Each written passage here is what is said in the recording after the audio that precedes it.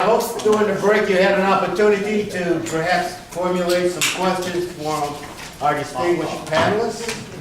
I will not personally introduce any of them because it'd take all day to do it because of all the distinguishing features that they have. So I'll let's ask that they start with Susan and go down the line, and each one of you introduce yourself, and then we'll get started.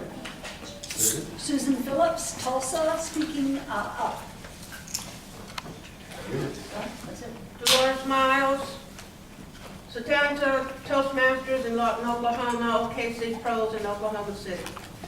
Anita Davis, Cheeks, American Toastmasters. Charles Thompson, Rose State Toastmasters, Midwest City, Oklahoma.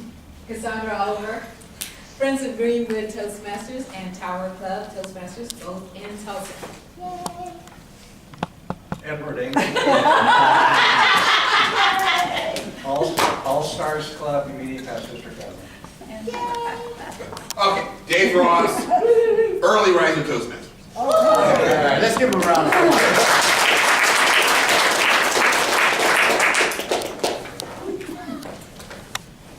We're going to be open for your questions, and to get things started, I might ask one question and then let you feel it, and then we'll go from there, and then it's open season for you. Raise your hand and I'll call upon you when you want to ask a question.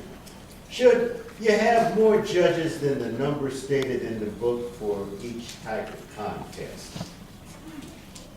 Somebody want to jump in there? If you can, my idea is you should, if you can. The trouble is getting to the minimum number. But if you can get more than that, I think it's a very good idea. And let me also put an asterisk by that, qualified judge. Qualified, yes, very much so. And I would like to add that, yes, I agree with that, as long as you keep it even.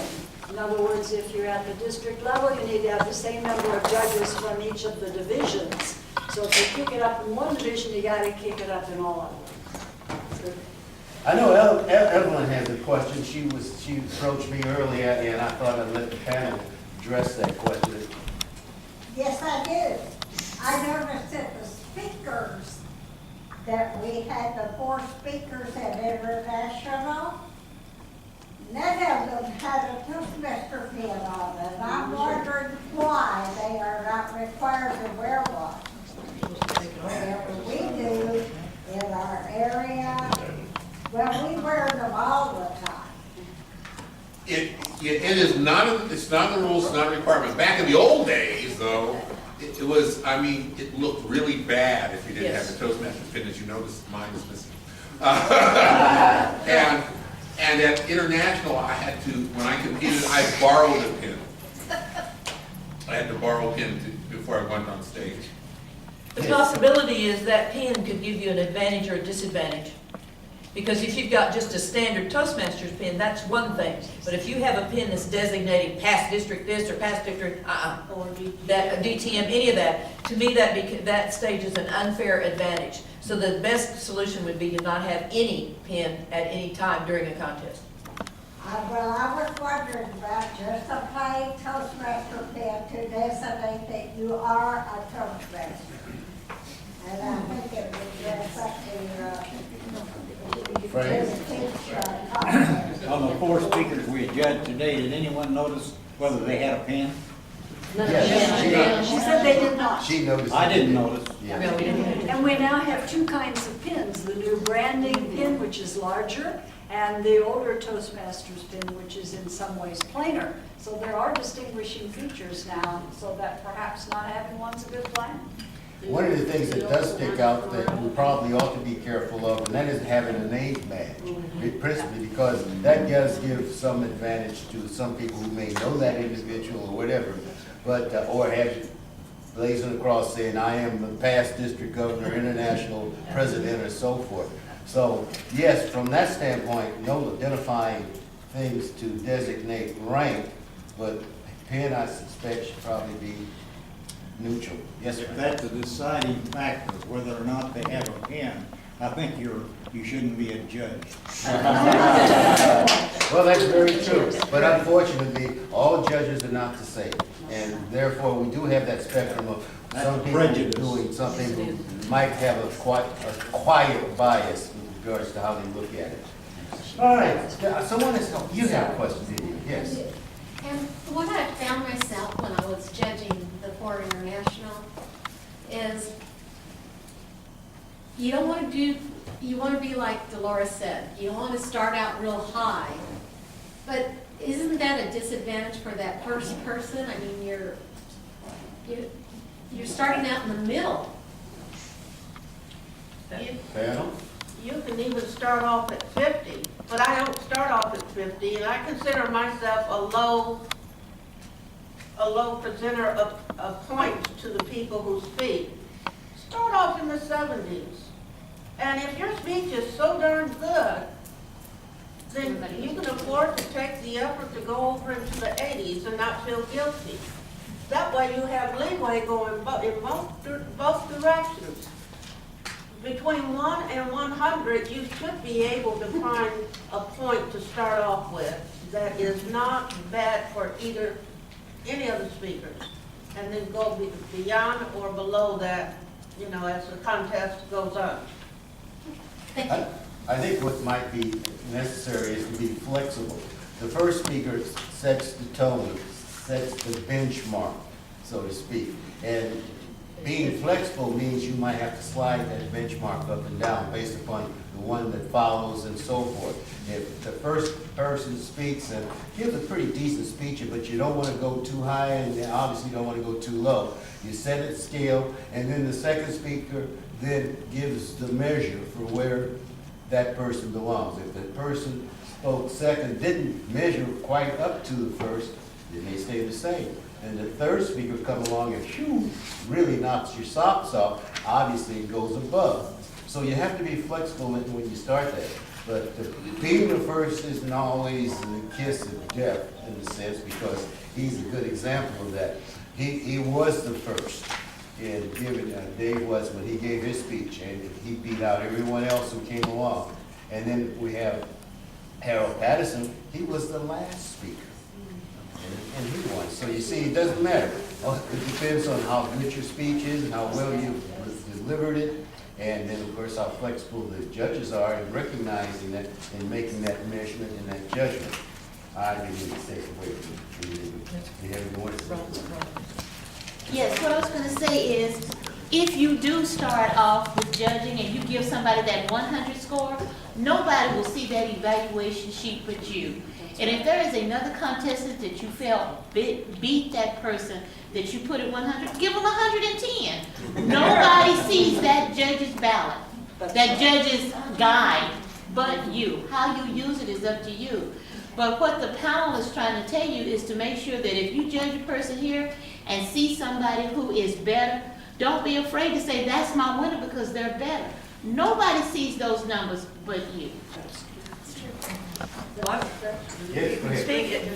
For me, that would speak to Dolores's statement about judging consistently and across the board. So if you look at each contestant, I don't care what position they speak in, I'm starting at 70 on each contestant, and I'm going to judge them individually how they perform, as opposed to compare at that point.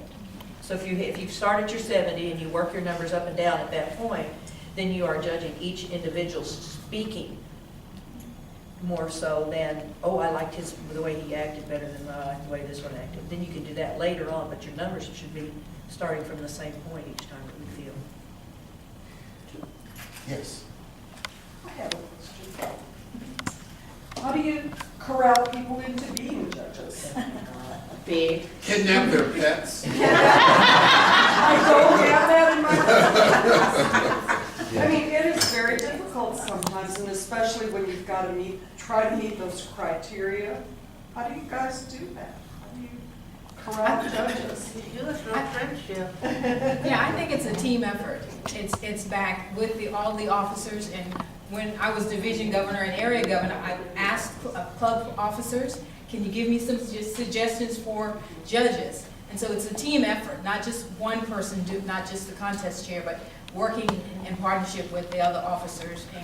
And back to, you're constantly interacting with people, it's building relationships, And when you know people, sometimes people will tell you someone else is interested in judging. Hold on, Charles. Susan? Well, I was thinking if you let the people that you ask know why you asked them, there should be a reason. Praise them for their skills and what they know, and they'll usually be happy to help you. Dolores, you also.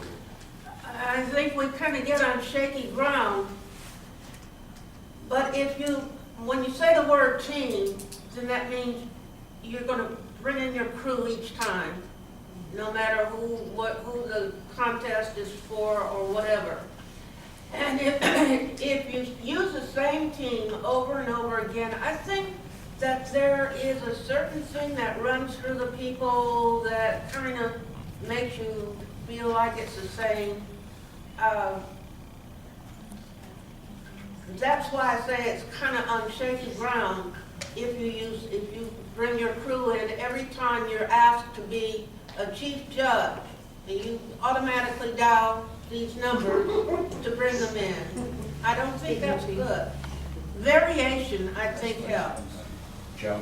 I will just say, I've never judged a contest, and the reason I would have never done it is because I didn't feel qualified to do something like that. I think this type of learning, even if we did this at the club level, and then, it'd be like head refs. You got somebody that's judged several contests, well, that person's gonna be the head judge, and maybe I've never judged a contest, but I could be one of the judges. And over time, you become, just like anything else, you have more experience, and I feel a lot more confident now, just even after this one day. What's your that- telephone number? All right, one more, and I want to expand on that. Go ahead. Okay, as area governor in September for a contest, my focus was trying to get newbies. If they don't step up, then you have to fall back on your POTS. What do they call it? Your past old timers or something, I don't know. So, I would mention that, you that's can what try. I think that you grow the judge. I think that's what the big thing was, is you grow the judges. You're not gonna be, first time I judge a contest, don't make me the head judge. But say something like, we want to groom you to be a judge, and we're gonna put you with this person to explain how this thing works. Yeah. I think people are afraid of, we're afraid of the fears and being incapable or not having the knowledge to do it. Well, nobody has it the first time. So what was your phone number? I think all of our phone numbers secretly have been taken by somebody in this group. Make up a list. Very true, very true.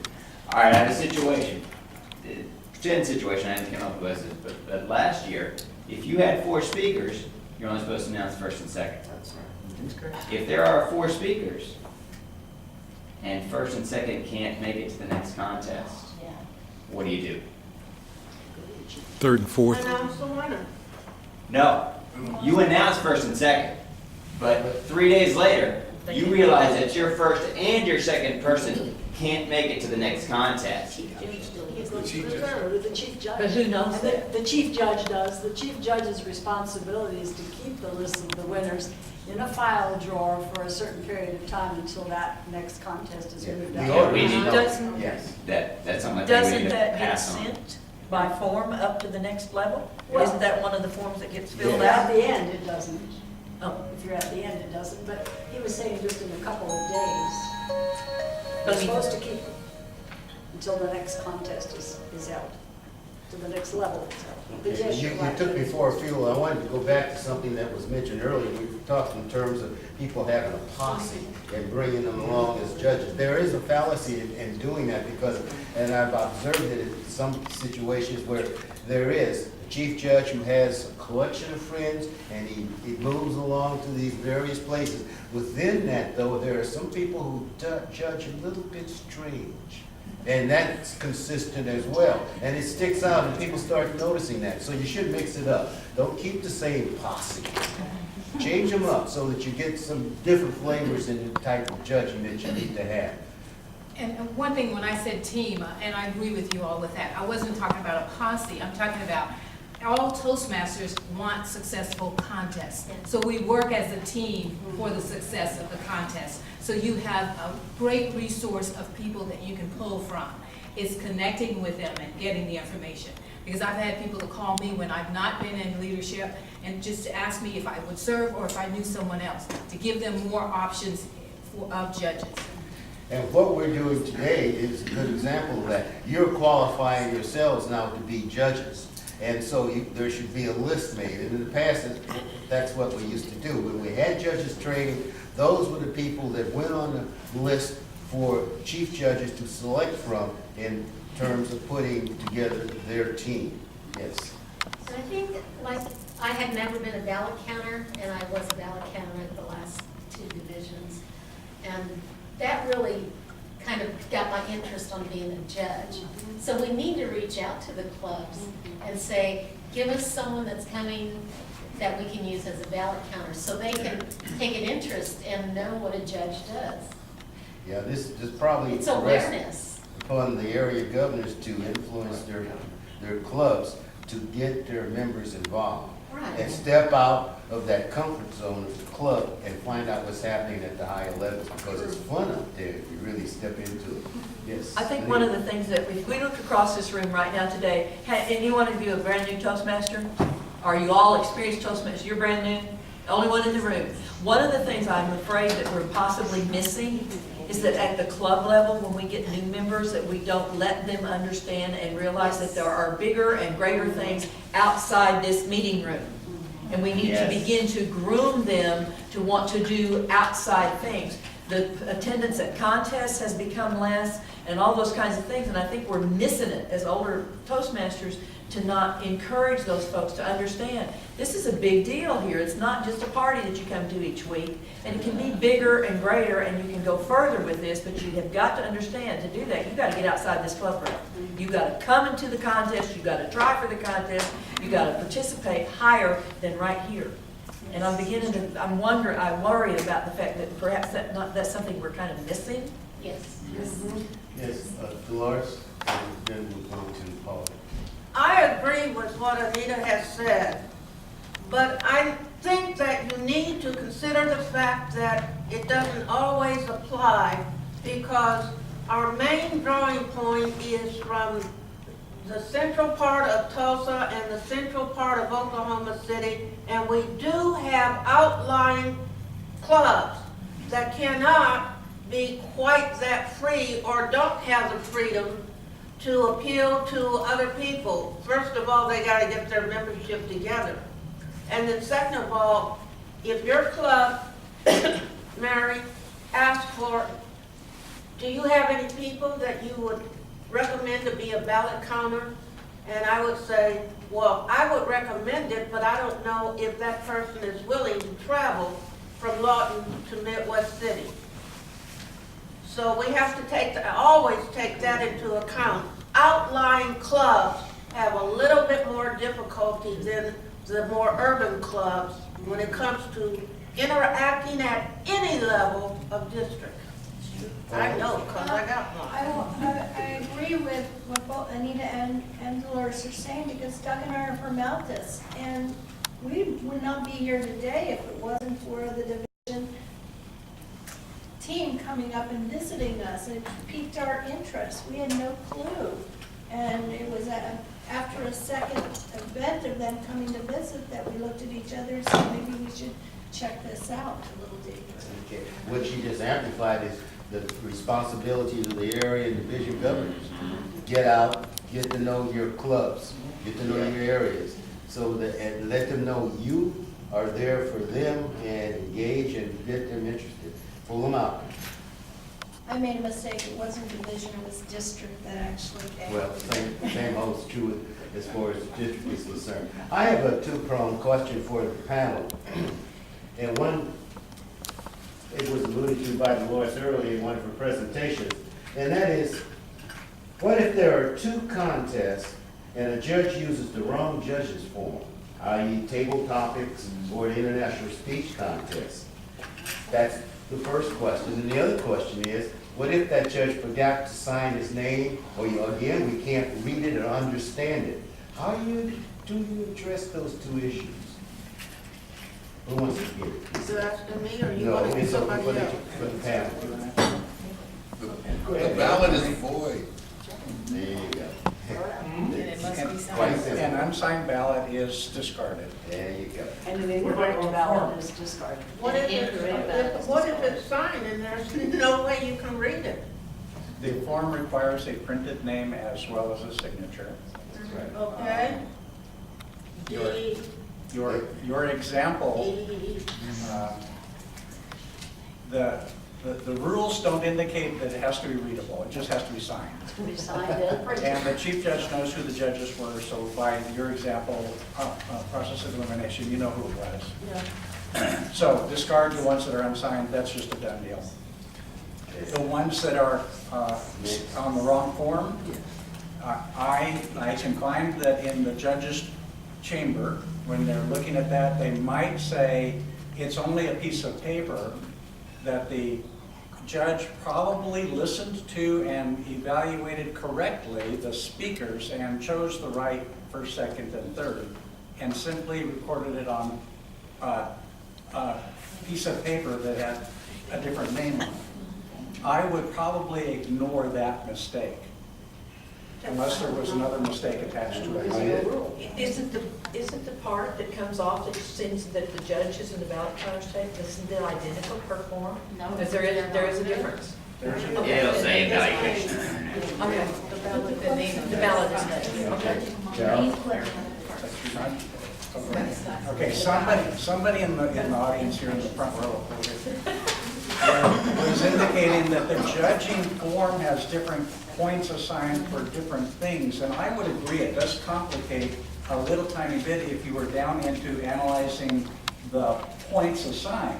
But you're not allowed to do that in the chamber when you're just looking at, they have chosen first, second, and third. Yeah. They could have used plus and minus marks on a piece of paper and reached their conclusion. They didn't have to do a calculator, they didn't have to do numbers.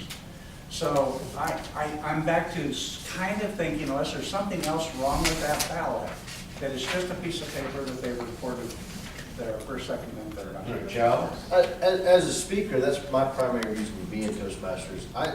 To me, that sounds like a technicality to not have your signature on it, and that may be in the rules, but to me, that would be the responsibility of the head judge to make sure, remind people, you have to have your name on it so that we don't get into that situation. Because as a speaker, what you're trying to do is decide who the best speaker was. And if you're deciding on technicalities because the judge made a mistake, you're not really deciding what the speakers did.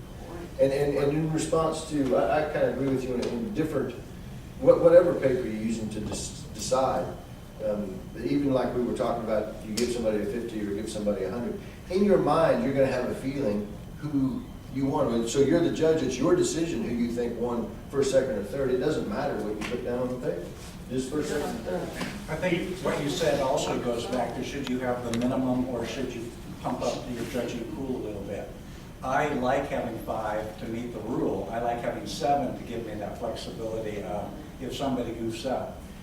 If you have 5 judges and 4 of them goofed up, you're making a decision based on a single judge. Now, nobody's going to know that, but you're going to have a nightmare that night. You're not going to sleep well knowing that that happened. But it is part of the judging, the chief judge's briefing that says sign your form. Sign your form now.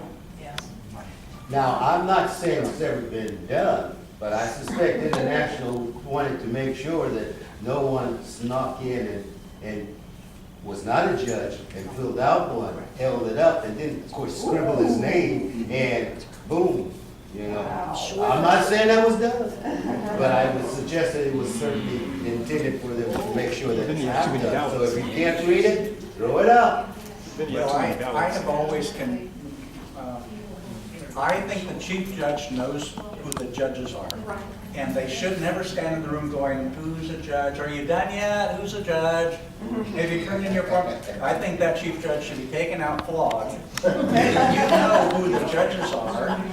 And if somebody tries to scam the organization with a fake one, you know it's fake because it didn't come from somebody that you picked. So the ballot counter should be told, Frank's Lane, you know, they're all they're gonna know who the judges were anyway when they get in the room. So you get Frank's Lane, you get Dan Murthas, you get At the international level, it wasn't a surprise who the judges were. They knew who you were, and No, they didn't. I'm sorry, at the semifinal. They knew where I was sitting, and they stood there. But anyway, that's my opinion. Not in international, they did not. Yes. There was a contest that I noticed when the contestants were going out of the room, that one of the people in the audience handed someone, I guess, notes or something. How would you handle that? Well, okay, let's get Evelyn, then we'll come back to that. I would like to know, when we have table topics and the regular contest or the evaluation and a regular contest, one right after the other, could you or would you use the same judges, or should you have separate judges for each one? Vice panel? I believe that you could do that, provided that your judging pool is diverse enough that each of those people that are competing are being judged equally across the board. It's very difficult to do that because now you've got so many different people involved that are speaking in different clubs that are involved. It's very difficult to find judges that are diverse enough to do that all across the board. But it makes it much more simple to do it that way because it reduces the number of people that the chief judge is having to work with. But it's often you're not capable of doing that, depending on how many clubs are involved. Okay, I want to put an answer to your question. You said someone slipped a note to, A contestant going out of the room. oh, to the contestant. Was it an evaluation? The evaluation I contest. believe it was Evaluation might have contest. been evaluation, yeah. So Right. how would you handle that? I Sergeant guess of just Arms. let the sergeant of arms know? Or the chief judge? This was before they spoke? Uh-huh. When they went back to After the prepare. test No, it's speaker. After the test After the speaker, test when speaker. the contestants are going out, Wow. A note was passed to the contestant going out? Oh, the judges were going No, the and contestants contestants were are going Contestants out. were going out. we're going to do their, Yeah. And perhaps it was a pathway to trying to set up a protest. I don't know, but there's enough around that. All right, so if you think it was notes, who do you mention it to? Well, I think, There are rules that, go ahead. there are rules that tell you who you can protest to. And Except who that it's- can protest. Yeah. the only people. An audience member Right. can't protest, but I think it's incumbent on them to make someone aware of that. Well, the sergeant at arms, first of all, should be cognizant of what is going on because he's herding those people out and they should not have allowed any passage of anything there unless it was given them something to write on. They didn't have something prepared to It write was on. written on. I don't know. They didn't win, but still. Yeah, it does raise a question. It does. And my understanding, and I was privy to a situation like that, and I went to the sergeant at arms to tell them that someone was given, one of the contestants was given a piece of paper. And the sergeant at arms said, we did not give them all papers, we did not have papers, so it's okay for someone to give them a sheet of paper because we didn't supply papers. And the understanding was that person was giving them a paper to write their notes on during the 5-minute period. No, it had That's what notes I on it. But back to, I went to the sergeant of arms, that's what the sergeant of arms reviewed it. So someone presented the information, took it to the sergeant of arms reviewed the situation and was okay, based on the understanding that that was a paper given for the person to write on. Okay. That clears that mystery up. So lesson learned, we should give paper to our evaluators. Yes. Good point. Yes, Dave. You know, that may be one of those situations where the chief judge's briefing to the contestants, you know, at no time will you be allowed to accept anything from someone else in the audience, whether it be your spouse or best friend or whatever. That raises another point. Go ahead, Well, go to it. If someone from the audience is giving someone a piece of paper, then the sergeant at arms should review that paper first. I mean, Well, just- I think she addressed it in the sense that the sergeant at arms accepted that the generosity of someone supplying something that they failed to supply themselves. So that's how it got taken care of. But I agree with you, if it's above and beyond what the norm in terms of what they have presented, then it raises a level of suspicion. And that brings me to the next question of protest. Someone does protest and has the right to protest. You're the chief judge. How are you going to handle it? You're asking me, I assume. No, I wasn't. It depends upon who hands the protest to the chief judge. Because only certain people can contact the chief judge or the contest chairman. Only a judge can deliver a protest, and it should be handed to one of those two people I indicated. Now, it depends upon what basis they're handing it to the judge, to the chief judge. There are only two things that you can protest on, and that's eligibility. In other words, something was not checked up at the top, or originality. Somebody has not been very true. That's like plagiarism, okay? So, the contest chairman, having received that, immediately sees that this is a case for eligibility, and the contest chairman has a right to disqualify that person if he or she knows that immediately, okay?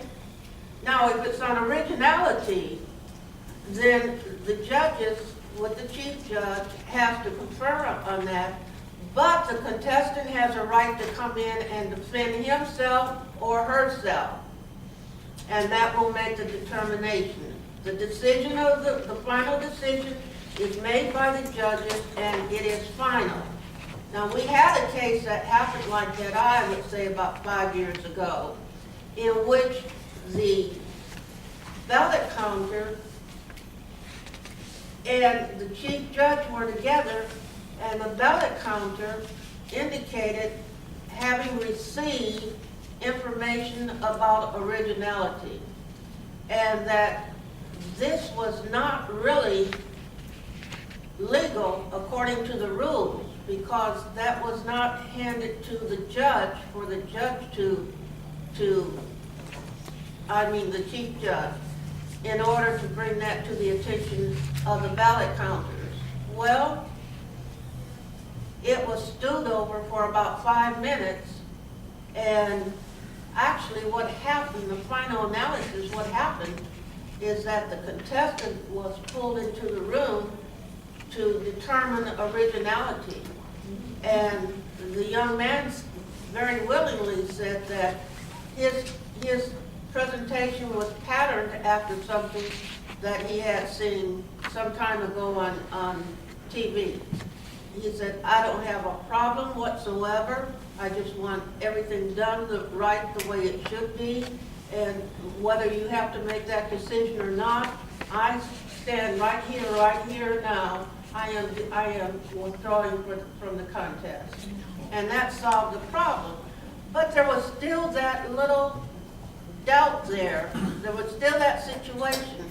That information was not handed to the contest chair or the chief judge. Further, well, that was it. Those are the two people who would take it into the counting room.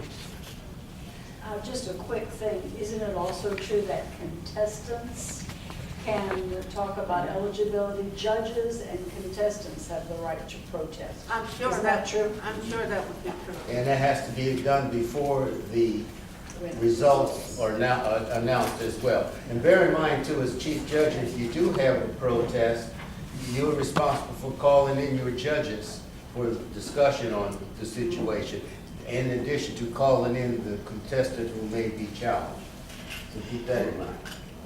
Any further questions? Yes. What if the chief judge knows who the winner is, and they hand the proper awards to the contest chair? Contest chair announces it incorrectly. Well, even the ballot counter can jump up and, I should be, go ahead, you guys. Our panel one. Is it the ballot counter or is it the chief judge? I didn't hear. Who can make the correction if the contest chair is about to announce the winner and it's incorrect order? Ballot counter or chief judge, the judges, or even the timer. Somebody on the team. I don't think the timer will know. Well, the timer wouldn't know. If they were- really. The name, the timers would know if the name was If they were pronounced overtime. correctly, Well, but the not timer the They is wouldn't the know who won. They qualification. wouldn't know who won. Those times It- don't go back to count. The ballot counter. Yes. I believe the rules say the But chief they would judge- know if they're over time, and I they think- were disqualified. Okay, That's the only but thing. your question was if the wrong name was being announced, who steps up? I think the rule book says chief judge should step up immediately and say, excuse me, stop the train. But I agree, if the chief judge is sitting there And somebody jumped up. Yeah. sipping on their coffee, thinking the job was done and something was being done, the counters also know. Well, And the so- ballot counter did that once in a contest. I wasn't a chief judge, I was attending. And you just mentioned something that reminded me too. The timer give their ballot to the chief judge as well, not to the rest of the ballot counters. Keep that in mind. So you're responsible for picking up the tiebreaker and the timer's report. All right. We have any more questions? Yes, Candy. In the rule book on page 6,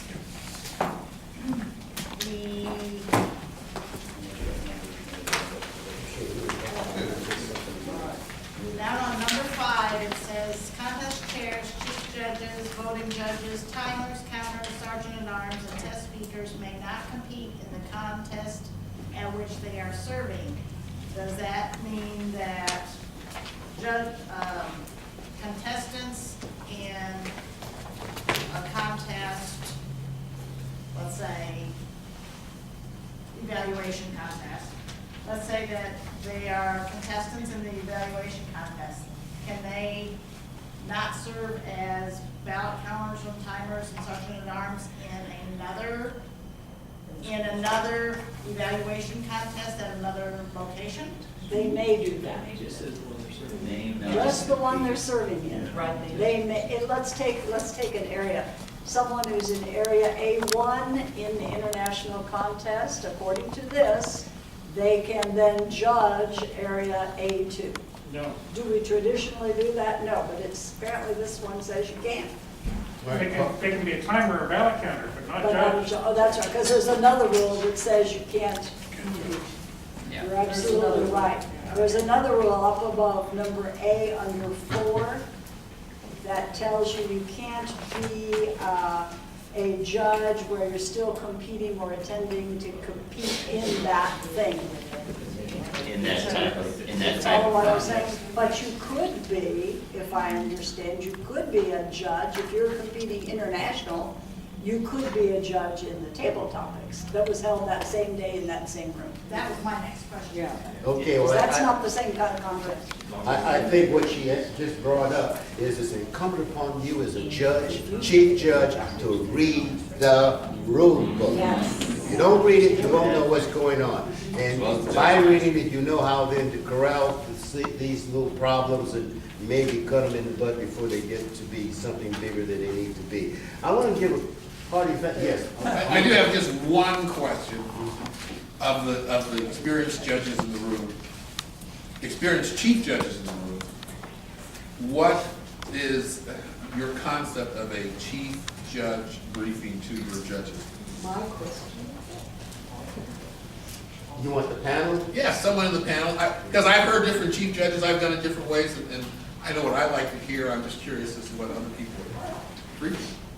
So, we're red light. You want What to is piece the of chief that? judge? I'll jump in there if you don't. It's not my panel, but I'll jump in there. As a chief judge, I've always advised my judges, first of all, to make sure they've read the rule book, so they know what's expected of them. And I emphasize that word objectivity, you to be objective. And then you look at what's delineated on the back side as far as the criteria, what's expected of you, to make sure that you understand those responsibilities, and then to the best of your knowledge, then you make your marks with regards to how well you thought they've done. Now, I don't know if I answered what you want to know, but as a judge, the word is objectivity. And I always emphasize that. I say, you're not at the club level where when you evaluate your subjective, get away from it. Learn to be objective. It's not something, someone says something you don't like, forget about it. If they said something that makes a good point, regardless, don't let your bias get in the way of what it is that's been said. Okay, what else? Maybe someone might want to expound. Well, I would say that the chief judge should not be a lecturer to the judges. The chief judge should abbreviate what needs to be said as opposed to reading the entire book, because there's not time to read all of the rules in the book. And you lose your judges if you depend upon strictly reading from the book, which has happened in the past. Someone else have anything? Yeah, in addition to that, we know that we've had problems with the signing, so I also highlight, please sign print your name and sign your ballot. And I told them it's often better to sign it now and make your decision later than to wait. Well, and I also invite them to cut a little piece off so they don't have all that rip as we're sitting in the room. Well, that's dealing with the ballot. I just cut the ballot off from the guide and clip it to the guide. That's nice, good And idea. put it in an envelope, and that takes care of it. Okay, You got to sign it now. last statement. One of the things that I didn't show you in my little folder system was when I pick judges, I have sent them the briefing ahead of time in an email. Then, unless there's changes at the last minute, they've seen what I need to go over. And, you still have to have a briefing, obviously, ask if there's questions, but they're not seeing the rules and that kind of thing for the first time. All right, I want to give a hearty thank you to our panel. Let's give them another round of applause. As your Toastmaster moderator, my work is done. I'm finished.